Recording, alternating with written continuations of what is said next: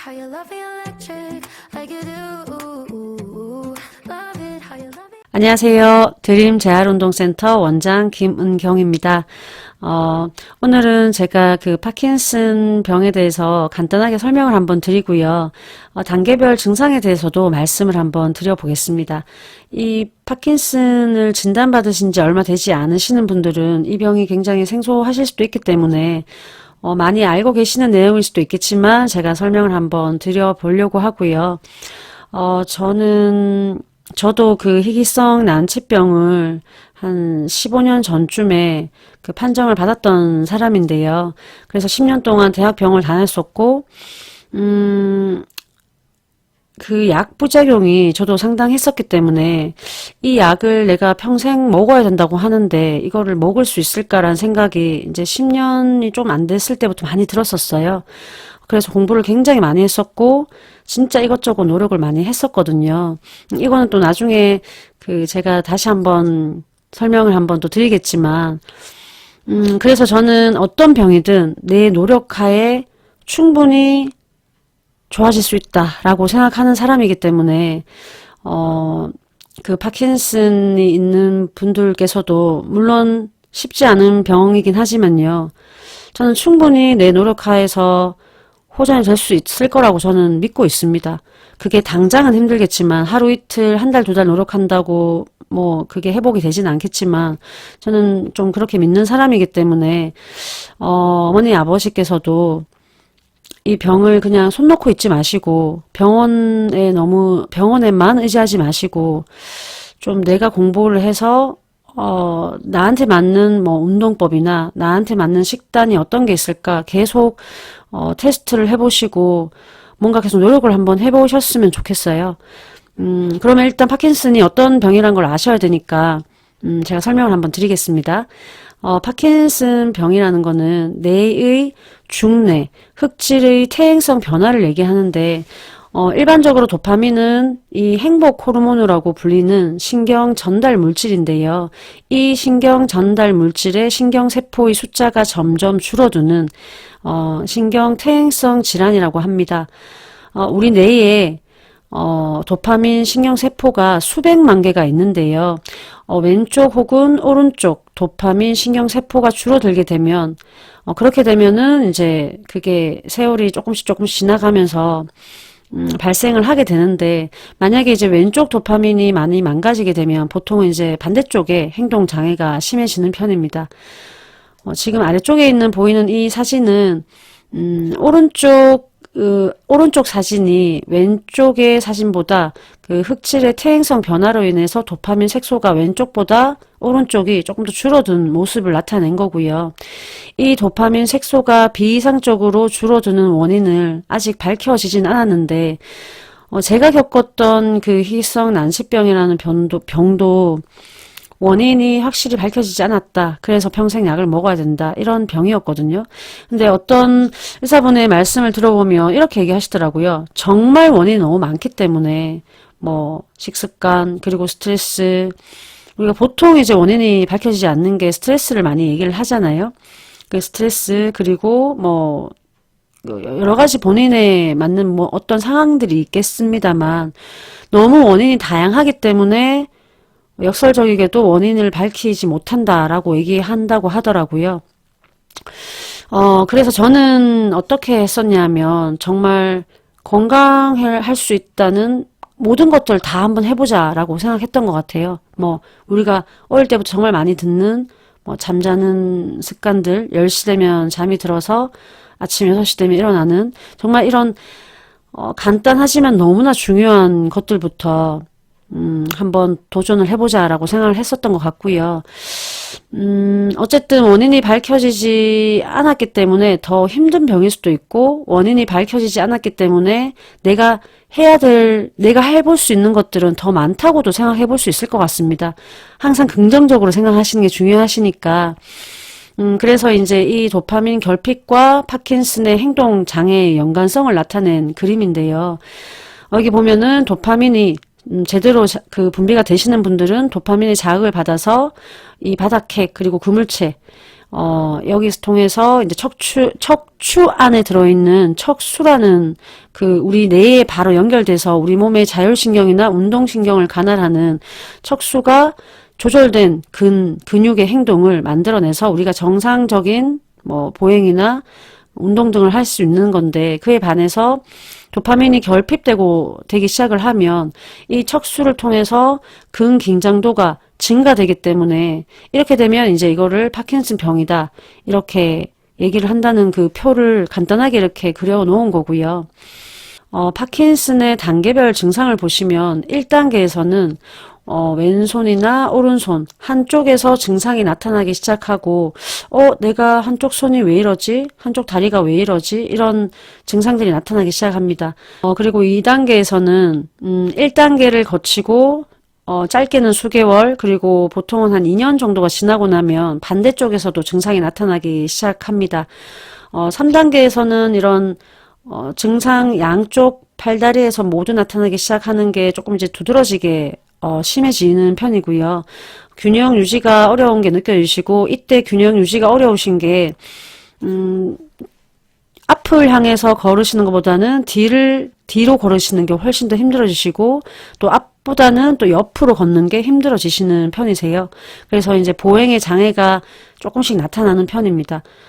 4단계에서는 이제 워커를 사용해야 될 정도가 되면 이제 4단계라고 얘기를 하고요. 5단계가 되면 이제 워커를 이용하기도 조금 힘드신 상태가 됩니다. 그래서 이제 워커를 가지고 화장실을 정말 힘들게 가신다고 하면 이제 4단계에서 5단계로 조금 넘어가시는 상태라고 보시면 되시고요. 보통 이제 1단계에서 5단계까지 가는 시간이 평균 15년에서 20년 정도 걸리는데, 만약에 이제 이게 젊은 나이에 병이 시작하게 되면 이 기간이 조금 더 길어질 수 있고요. 만약에 이제 70세 이상 연세가 좀 있는 분들에서는 이런 과정이 좀 짧은 시간 안에 나타나게 됩니다. 파킨슨에서 나타나는 일반적인 증상들을 말씀드려보면 이렇게 떨림 증상들이 많이 나타나게 됩니다. 한쪽 손만 떨리는 경우도 있으시고 몸통 자체가 떨리는 경우도 있으시고요.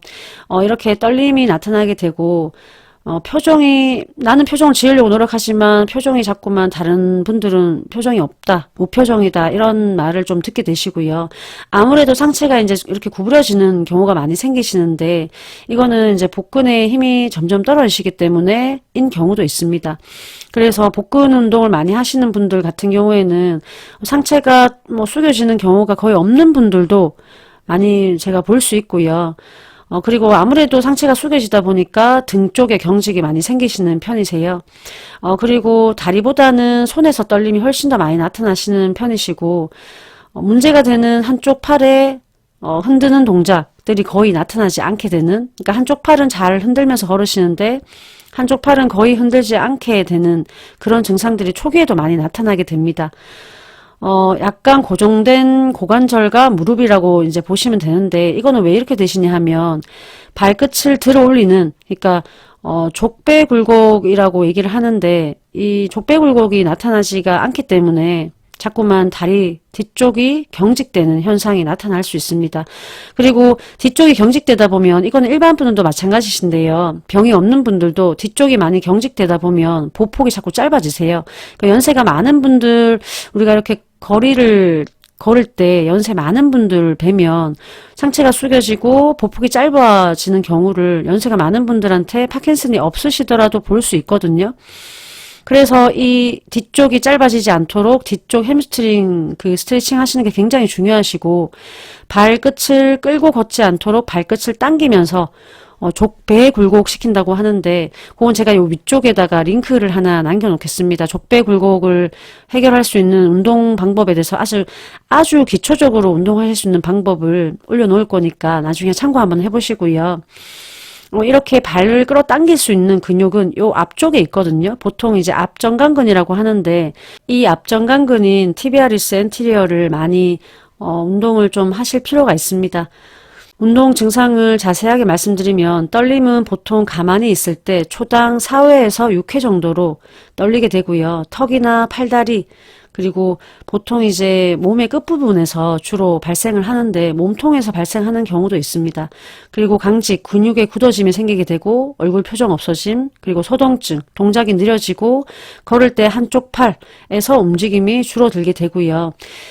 한쪽 다리에서도 힘이 빠지기 때문에 그쪽으로 조금 넘어지려고 하는 경향도 있으세요.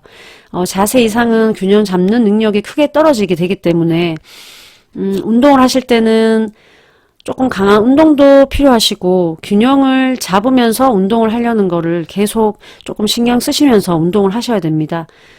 이 파킨슨을 진단받으실 때 진단받기까지 굉장히 오랜 시간이 걸렸다라고 하는 분들이 많으세요. 보통 뭐 1년 정도 걸렸다는 분도 계시고 아무래도 조금 큰 대학병원에서 그 진단을 받으시는 경우가 많고 가까운 내 몸에 이상이 느껴져서 그냥 가까운 병원을 가셨을 때는 이 파킨슨이라는 생각을 잘 못하시고 보통은 협착증 아니면 그냥 이제 나이가 연세가 드셔서 손이 좀 떨리는 것 같다 이렇게 얘기를 많이 하시고 그 손떨림 완화를 할 수 있는 그냥 약을 처방받으시는 경우가 많으시더라고요.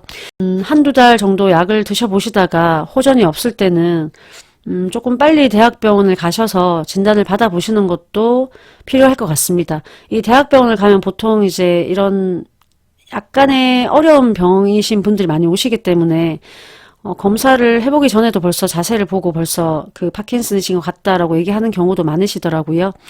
조금 빠른 진단이 가능하실 것 같고요. 이 파킨슨은 전 세계적으로 노인 인구의 약 1%에서 발병이 되고 보통 평균 발병 연령은 55세 이상인데요. 요즘에는 뭐 30대에서도 나타나는 현상이 증가되고 있다고 합니다. 국내 환자 수는 10만 명 정도 추정하고 있고요.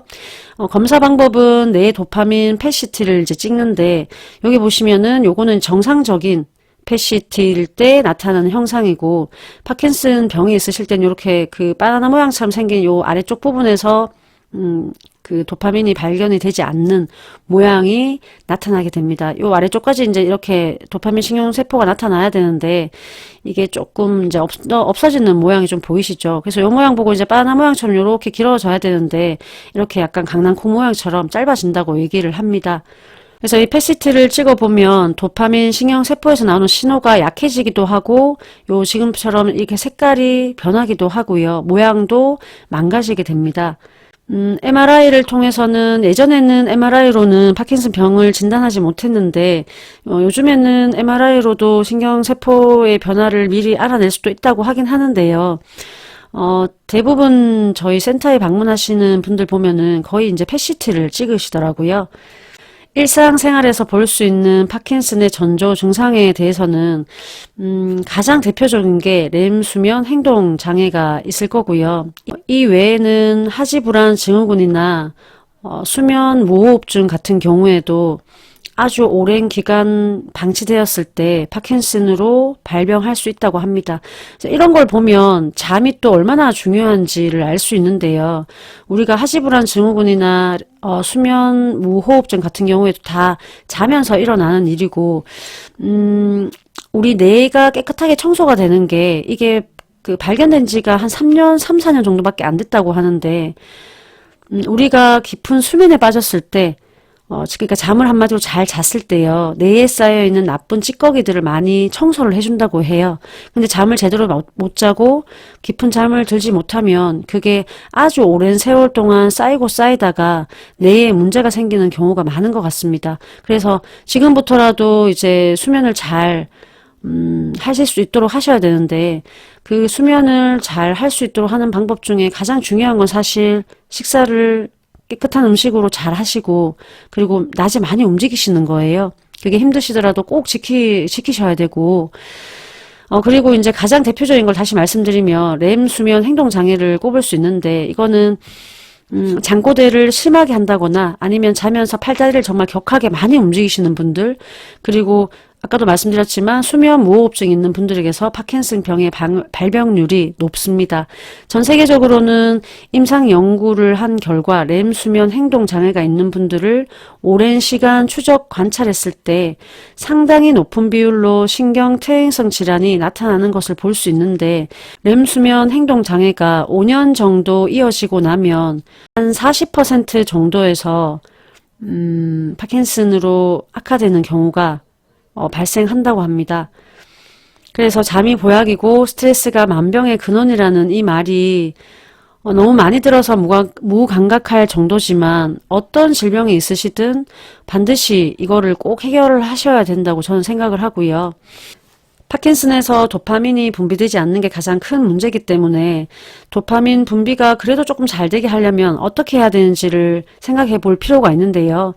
도파민은 땀을 흘리면서 운동을 하고 약간 호흡이 찬 정도, 심박수가 60세를 기준으로 한다면 한 110에서 120 정도가 유지되는 강도 있는 운동을 할 때 우리 몸에서 도파민이 많이 분비됩니다. 그래서 파킨슨 있는 분들에게는 운동은 선택이 아닌 필수라고 얘기를 많이 하시잖아요. 그거는 뭐 거의 대부분 분들이 알고 계신 것 같아요. 그래서 운동과 영양, 수면까지 모든 부분을 신경을 쓰시고 그렇게 노력을 하신다면 저는 저처럼 분명히 호전되시고 나중에는 약을 끊으실 수도 있지 않을까 한번 생각을 해봅니다.